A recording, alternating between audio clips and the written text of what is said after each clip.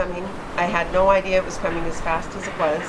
And as I was pulling into my driveway, I had planned on coming home to help get cattle. And as I was pulling into my driveway, my mom called me and said, "You need to get out of there." And then the sheriff or somebody showed up and basically said we had 10 minutes to get ready to go. So as soon as I got home from work. That was the first thing that happened. Yeah.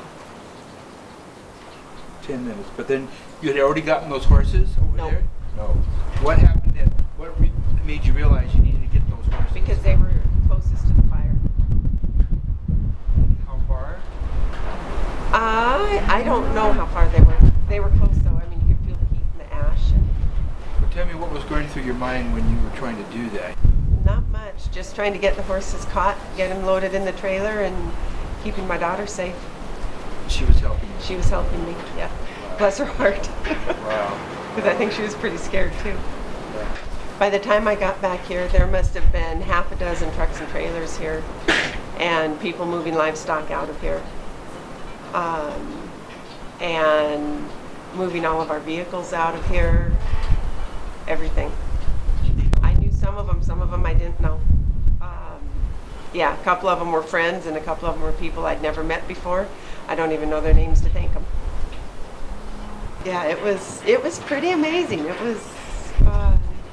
It was unbelievable. People I didn't know when we were down on the road offering to take livestock in, and horses, cattle, everything. We had just moved the majority of our herd the day before.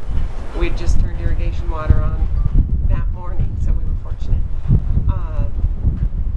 But like my daughter's show steers, somebody stopped by and said bring them up to their house, and it was pretty amazing.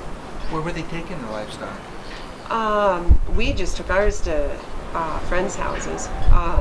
Other people were taking them down to the fairgrounds. When did that operation end, and what did you do Like that night? forever. That night, I don't know what time we finished up. After we finished, then we went and helped move some other livestock. And then when we had everything out up in this area, we kind of just came back and watched. Sat all night waiting, watching. It looked a lot closer than it was. It didn't go beyond until the next day. It stopped right up at the corner of the property. It went on 3 sides of us, and yep, we watched my neighbor's barn burn. And that from was a Mr. distance. Roan? Mm-hmm. He lost a lot. But I think all of us were pretty fortunate because we didn't lose any lives, didn't lose any livestock. I think we're pretty fortunate overall. After about 36 hours or so, I was down below. I have another pasture about a mile down the road. And I was there watching up here, and I saw JP's barn go up in flames, and I figured our place was next, and I figured it was going to be gone. And everything would have been fine if my friend hadn't come and put her arm around me. That was it. And then we watched the firefighters drop the fire retardant on the place, and it was so smoky you couldn't even see the flames. And then have some pictures of them dropping it, and watch the helicopters drop water on it. But you know, we came in at one point with the firefighters, and he asked us which buildings I wanted to save, and I told him my barn, my old barn, and my house.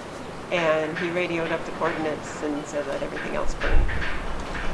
And that's how close it was. But you know, we were so fortunate because there's a lot of people that lost a lot of stuff. So we made the decision. We took just the bare necessities, the computer, passports, and us, and a change of clothes, and got the animals out, got everybody out, but everything else is just stuff. It would have been sad to lose it all. It would have been really sad. A lot of memories, but fortunately we didn't have to worry about it. We had 0 damage, and you can still see the red from the fire retardant on the fence, and I found big embers in the alleyway where the fire retardant was. But everything's grown back, and as I said, we were lucky. We were very fortunate. I know right after we were cleared, well, we weren't really cleared to come back in, but there wasn't anything left to burn, so we were relatively safe. I went down and volunteered at the fairgrounds, and it was neat to see how many people were putting in their time down there too. And of course, the fire had been going on for about 3 days before I got down there, but from the cattlemen going down there to feed livestock and people donating hay, Dr. Kohler and some of the other vets down there donating their time, and then watching the supplies come in from across the state that the 4-H kids from all over the state had collected. I mean, truckloads of stuff. It was absolutely amazing. I've never seen anything like it.